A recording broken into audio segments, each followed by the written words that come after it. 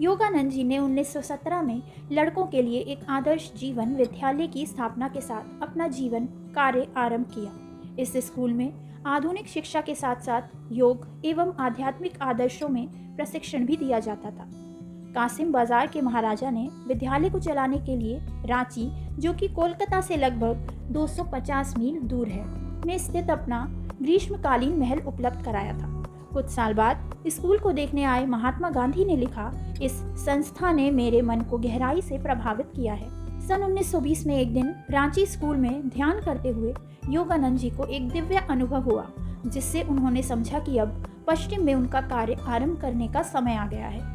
वे तुरंत कोलकाता के लिए रवाना हो गए, जहां अगले दिन उन्हें बोस्टन में उस साल आयोजित होने वाले धार्मिक नेताओं के एक अंतर्राष्ट्रीय सम्मेलन में भारत का प्रतिनिधित्व करने के लिए निमंत्रण मिल गया। श्री युक्तेश्वर जी ने योगानंद जी के इस संकल्प की पुष्टि करते हुए कहा कि वह सही समय था और आगे कहा, सभी दरवाजे तुम्हारे लिए खुले हैं, अभी नहीं तो कभी नहीं जा सकोगे।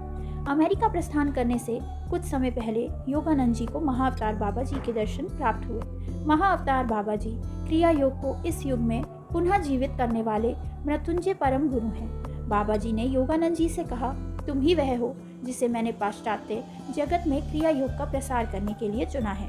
बहुत वर्ष पहले मैं तुम्हारे गुरु युक्तेश्वर से कुंभ मेले में मिला था और तभी मैंने उनसे कह दिया था कि मैं तुम्हें उनके पास शिक्षा ग्रहण करने के लिए भेजूंगा।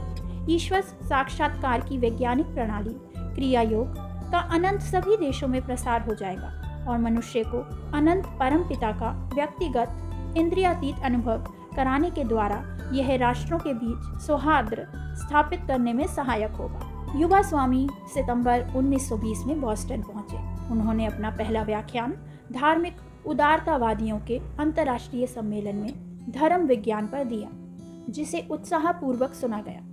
उसी वर्ष उन्होंने भारत के योग के प्राचीन विज्ञान और दर्शन एवं इसकी कालजयी ध्यान की परंपरा पर अपनी शिक्षाओं का प्रसार करने के लिए सेल्फ रियलाइजेशन फेलोशिप SRF की स्थापना की।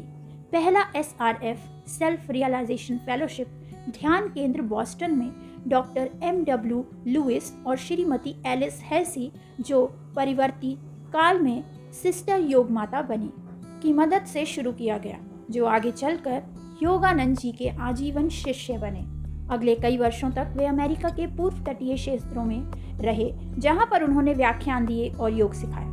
सन 1924 में उन्होंने पूरे अमेरिका का दौरा किया और कई शहरों में योग पर व्याख्यान दिए।